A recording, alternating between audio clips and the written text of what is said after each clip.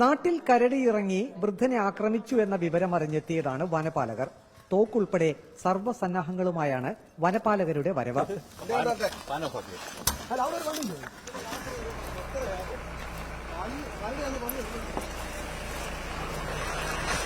ചുറ്റിലും റബ്ബർ തോട്ടമാണ്.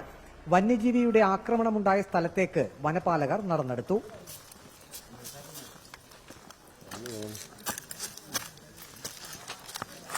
രാവിലെ 7:15 പത്തനംതിട്ട കുമ്പഴ പനന്തോപ്പിൽ 75-കാരനായ ഗോപാലന് വന്യമൃഗത്തിന്റെ ആക്രമണമേറ്റത്.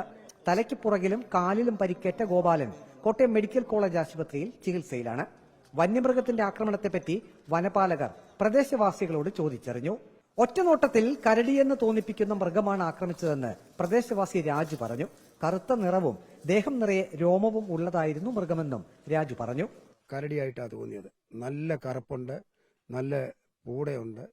ഇത് വെച്ചപ്പോൾ എനിക്ക് പൂടയുണ്ടെന്നതിൻ്റെ കാഴ്ചയിൽ എനിക്ക് അങ്ങനെ തോന്നിയത്. കണ്ടപ്പം ഞാൻ അന്നേരം തന്നെ വിളിച്ച് കൗൺസിലറോടും പറഞ്ഞു അവിടെ വിവരം അറിയിക്കാൻ. കൗൺസിലറോട് പറഞ്ഞപ്പോഴത്തേനാണ് ഈ ആക്സിഡന്റ് പറ്റിയ ആൾ എന്നെ വിളിച്ചു. ഇങ്ങോട്ട് വന്നേ, ഞാൻ വീണെന്ന് പറഞ്ഞു. ഞാൻ വന്ന് നോക്കിയപ്പോൾ കാലുമൊക്കെ മുറിഞ്ഞു. പിന്നെ അവരെ മോൻ വന്ന് അവരെ പത്തനംതിട്ട ഗവൺമെന്റ് ആശുപത്രിയിൽ കൊണ്ടുപോയി. അവിടുന്ന് പിന്നെ കോട്ടയം മെഡിക്കൽ കോളേജിലേക്ക് പോയി. നാട്ടിൽ കരടി ഇറങ്ങി എന്ന വാർത്ത ഇതിനോടകം നാടാകെ പാട്ടായി. സ്ത്രീകളും കുട്ടികളും ഭയചകിതരായി.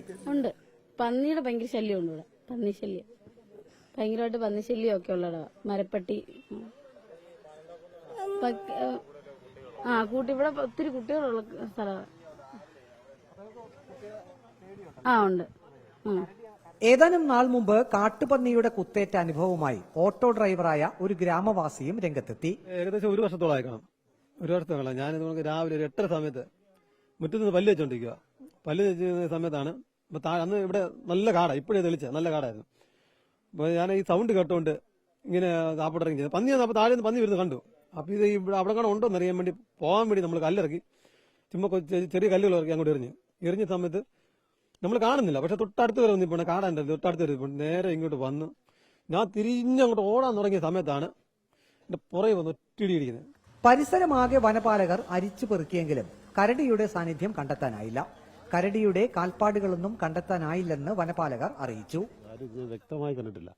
ആക്രമിക്കപ്പെട്ട ആളും വ്യക്തമായി കണ്ടിട്ടില്ല. പിന്നെ ദൂരെ നിന്നൊരു ജീവി ഇങ്ങനെ പോകുന്നതായിട്ട് മാത്രമാണ് കണ്ടത്. തുടർന്ന് നമ്മൾ പ്രദേശം പരിശോധിച്ചാൽ പക്മാർക്കോ അതിന്റെ കാൽപാദങ്ങളോ മറ്റൊന്നും കരടിയുമായി ബന്ധപ്പെട്ടൊന്നും കാണാൻ കഴിഞ്ഞിട്ടില്ല. ഇവിടെ വ്യാപകമായിട്ട് കാട്ടുപന്നിയുടെ ശല്യമുള്ള സ്ഥലമാണ്. ഈ പ്രദേശവാസികളായ 1-2 ആൾക്കാർ ഈ സമയത്ത് തന്നെ കാട്ടുപന്നിയെ കണ്ടതായിട്ടും ഞങ്ങൾക്ക് അറിവ് തന്നിട്ടുണ്ട്. ഈ സാഹചര്യത്തിൽ നമ്മൾ കൂടുതൽ സെർച്ച് ചെയ്തുകൊണ്ടിരിക്കുകയാണ്. പൊതുജനങ്ങൾക്ക് ഭീതി ഉണ്ടാക്കാത്ത രീതിയിൽ ഇന്ന് രാത്രിയും പകലും എല്ലാ കോമ്പിങ്ങും കാര്യങ്ങളും പരിശോധനകളും ഉണ്ടാവും. വന്യമൃഗത്തിന്റെ ആക്രമണമുണ്ടായ ജനവാസ മേഖലയിൽ നിന്നും 9 കിലോമീറ്റർ ദൂരെയാണ് വനമേഖല. ആക്രമിച്ചത് കരടിയാകാനുള്ള സാധ്യതയില്ലെന്നാണ് വനപാലകർ പറയുന്നത്. എങ്കിലും നാട്ടുകാരുടെ ഭീതി അകറ്റാനായി പരിശോധന തുടരാനാണ് വനപാലകരുടെ തീരുമാനം. വീഡിയോ ജേർണലിസ്റ്റ് അജി കുടുംബനൊപ്പം reporter Praveen Purushothaman, in reporter, Pathanamthitta.